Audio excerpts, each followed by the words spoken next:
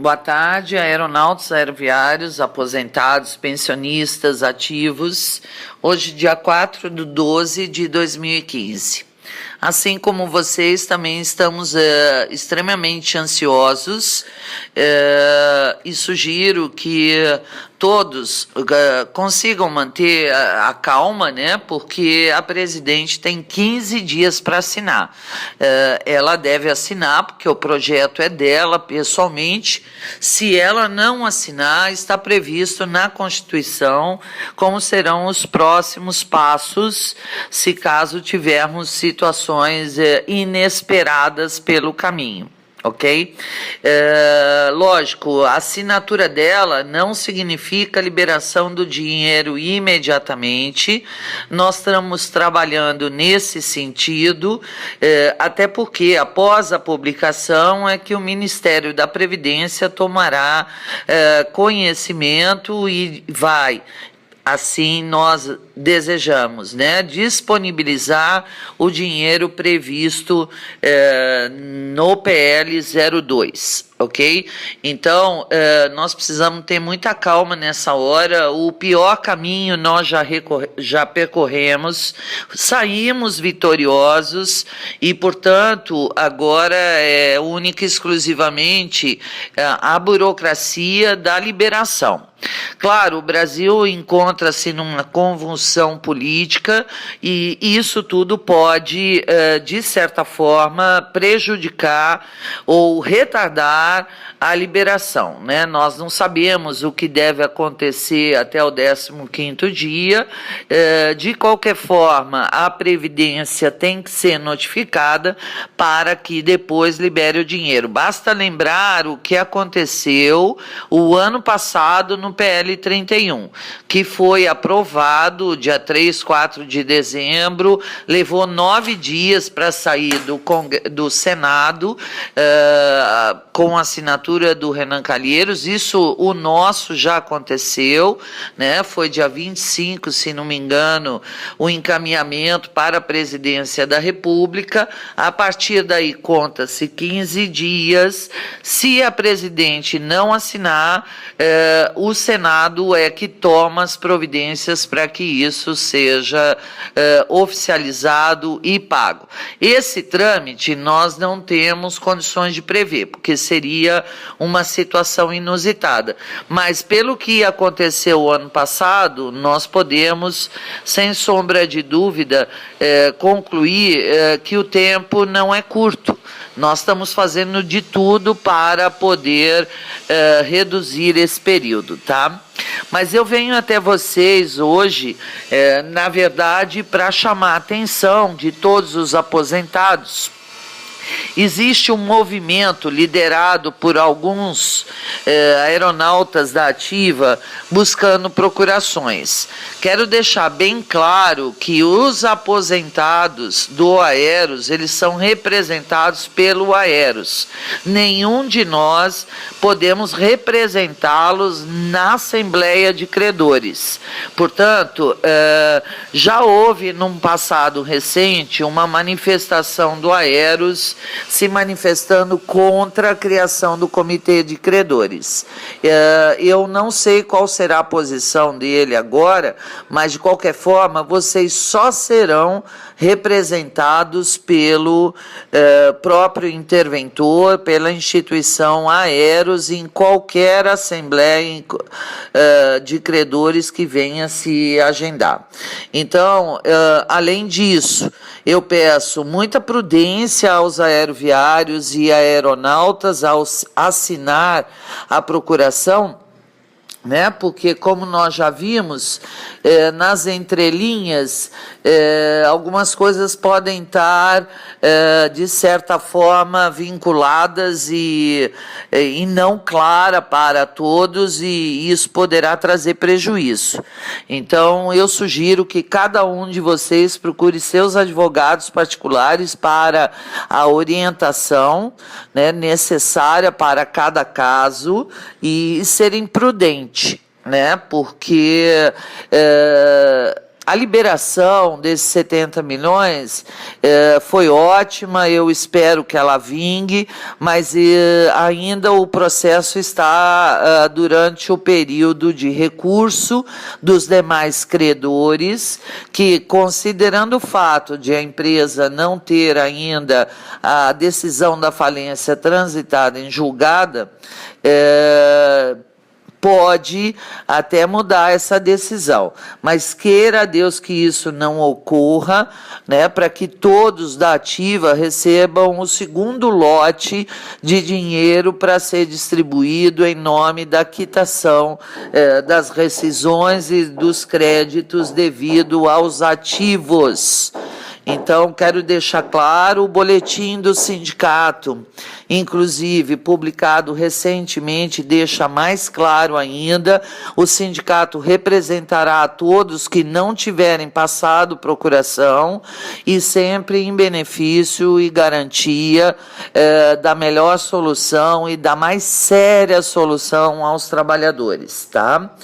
Eu quero lembrar a muitos que atualmente estão tomando conta ou estão se dando pé, né, dessa questão do Aeros, que a Lei 109 é a lei que prevê todos os caminhos a serem percorridos pelo um fundo privado em liquidação e intervenção judicial.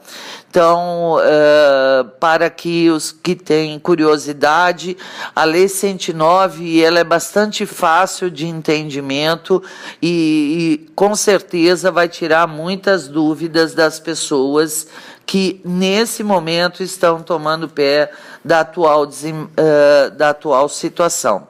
Com relação às viúvas, os 5%, e também a abrangência da decisão, eu volto a informar que nós estamos dependendo da decisão do desembargador, né? Lamentavelmente a decisão foi muito clara, mas o interventor entendeu de forma variada, cabe a ele o recurso judicial, que eu não tenho dúvida que é uma peça extremamente protelatória, até porque eu quero deixar claro que os 5% que foi descontado, nós já temos, né, um parecer favorável da Previc para a redistribuição, né, para aquelas pessoas que foram descontadas. Só que isso depende de atos administrativos do interventor e também, de certa forma, da decisão que está aguardando o julgamento do desembargador. Mas ele pode resolver o problema e comunicar ao desembargador. E, enquanto a isso, né, eu tenho lido aí e tenho acompanhado algumas curiosidades das pessoas e informo que nenhuma petição que é entregue ao tribunal nós temos condições de ter acesso sem antes o gabinete do desembargador mandar anexar o processo. Portanto, esse período é um período que a petição está dentro do gabinete do desembargador e dificilmente a gente tem acesso. Mas confesso que, em nome e ao bem dos participantes, o próprio interventor que fez a petição, ele poderia esclarecer os seus participantes, né? Porque qualquer outra ação, todo mundo me indaga do que se trata. Hoje é mais fácil, basta peticionar, basta, de certa forma, questionar o interventor para que ele o diga. Se ele está escondendo, não pode ser algo que seja bom para nós. Se for bom, por que não dividir? Né? Nós adoramos dividir coisas boas que acontecem no processo. Agora, jamais esconderemos as coisas ruins, mas nós não temos ainda o teor dessa petição, né? Na petição anterior era uma petição da Caixa Econômica, nós não temos certeza, mas que nada influi no processo, a não ser informar o desembargador dos pagamentos que foram efetuados e do recebimento da última decisão do desembargador.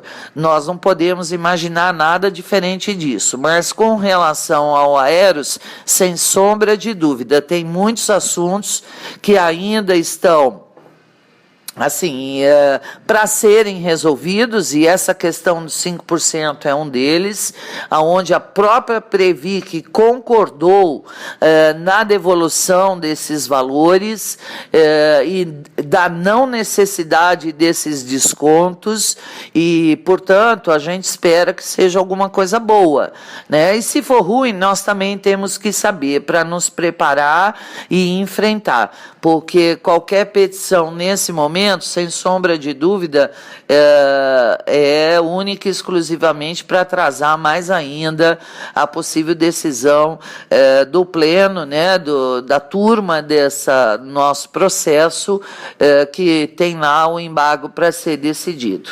Então, eu peço a todos que mantenham a tranquilidade, eu sei o quanto é difícil, eu sei o quanto todos estão ansiosos para o recebimento de todos esses atrasados.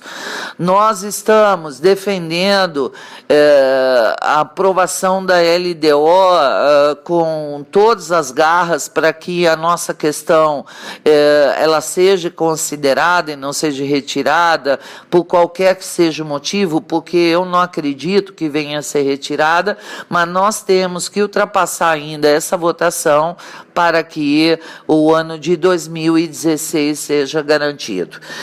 Ele será, de qualquer forma, porque seja qual for o presidente que estiver em exercício, ele tem um percentual do orçamento para gastar. E, sem sombra de dúvida, esse percentual não pode desprezar uma decisão judicial.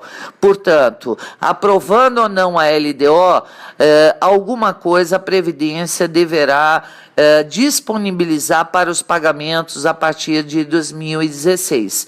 Eu torço para que seja aprovada na íntegra, para que o dinheiro esteja disponível a partir de janeiro, mensalmente, de acordo com os valores que foram encaminhados pelo próprio interventor, para que a gente tenha um ano tranquilo. Qualquer novidade eu volto com vocês. Pensionistas pós-2006, mais um pouquinho de tranquilidade. Eu sei que é difícil, mas o problema não fomos nós que criamos, mas eu estou com convicção que seremos vencedores, tá? Herdeiros, ativos e pensionistas, nós já somos vitoriosos, basta ter conhecimento da decisão do primeiro grau, não está julgada ainda no tribunal, mas dificilmente essa decisão será revertida, se Deus quiser. Muito obrigada a todos, uma boa tarde, um bom final de semana e com muita luz e proteção a todos, tá? Muito obrigada.